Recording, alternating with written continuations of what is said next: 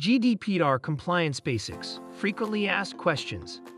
Have questions about GDPR compliance. In this video, we're answering the most frequently asked questions about GDPR compliance. We'll explore how it applies to your organization, what counts as personal data, and what you need to do to process data lawfully, protect individual rights, and stay compliant.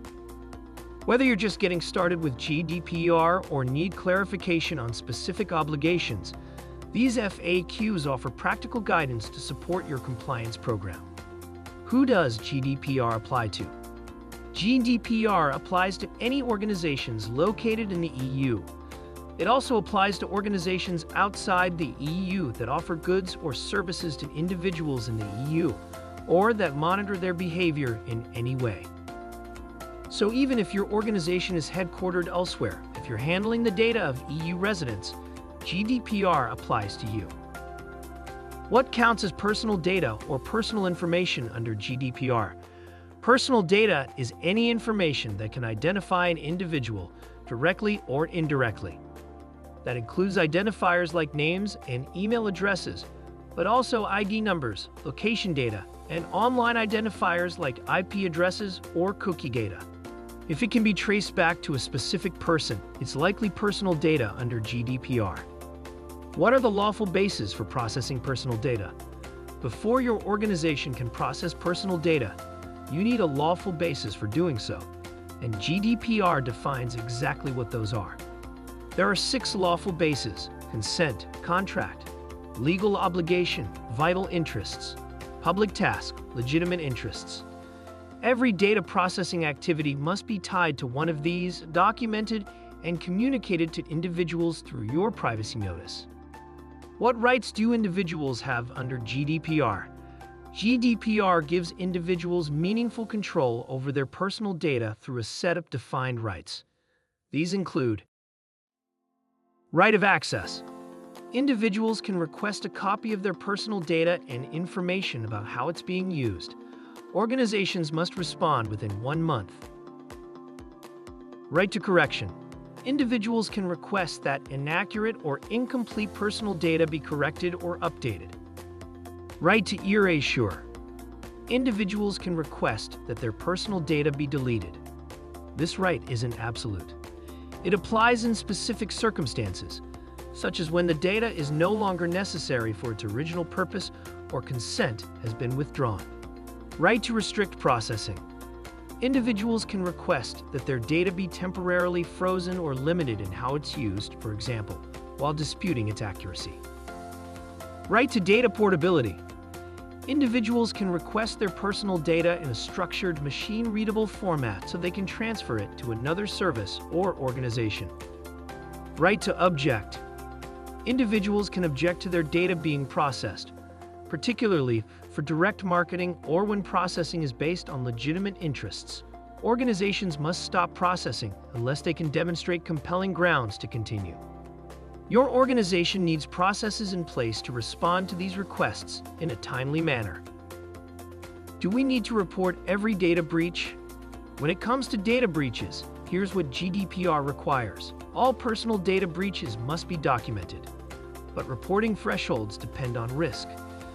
If a breach poses a risk to individuals' rights and freedoms, it must be reported to your supervisory authority within 72 hours.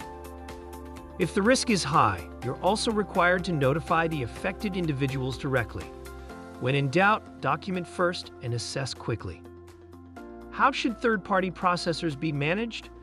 Many organizations rely on third-party vendors who handle personal data on their behalf. Under GDPR, that relationship comes with clear responsibilities. Organizations must have GDPR-compliant data processing agreements in place with any third-party processors and ensure processors provide appropriate security measures and support your overall compliance obligations. Vendor management isn't optional. It's a core part of GDPR compliance. What are the penalties for non-compliance? GDPR penalties are significant. Fines can reach up to 20 million euros or 4% of your organization's global annual turnover, whichever is higher. The amount depends on the nature and severity of the violation, but the message is clear. Non-compliance carries real financial and reputational risk. Does your staff need GDPR training? If your staff needs GDPR training, we have a solution for that.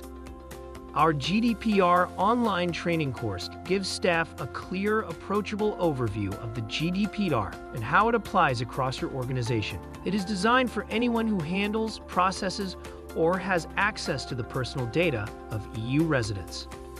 This course reviews key GDPR concepts and requirements, best practices for collecting and processing personal data, individual rights granted under GDPR, violations and penalties for non-compliance, real-world examples and lessons learned. Learn more about the GDPR Awareness online training course on our website at campusguard.com/GDPR-awareness-online-training. Want to learn more about GDPR compliance? We've made it easy to get started. It's a practical resource that breaks down the essentials of GDPR compliance and includes a step-by-step checklist to help your organization stay organized and on track. Download our free GDPR compliance guide and checklist on our website at campusguard.com/post/GDPR-compliance-guide-checklist. Links found in the description box. Need help with GDPR compliance? Reach out to CampusGuard to get started at campusguard.com/contact-us. Want to learn more about our GDPR compliance services? Visit our website at campusguard.com/GDPR. Links found in the description box. For even more resources for GDPR compliance, we've provided links to helpful articles in the description box. You can also check out our blog at campusguard.com/insights.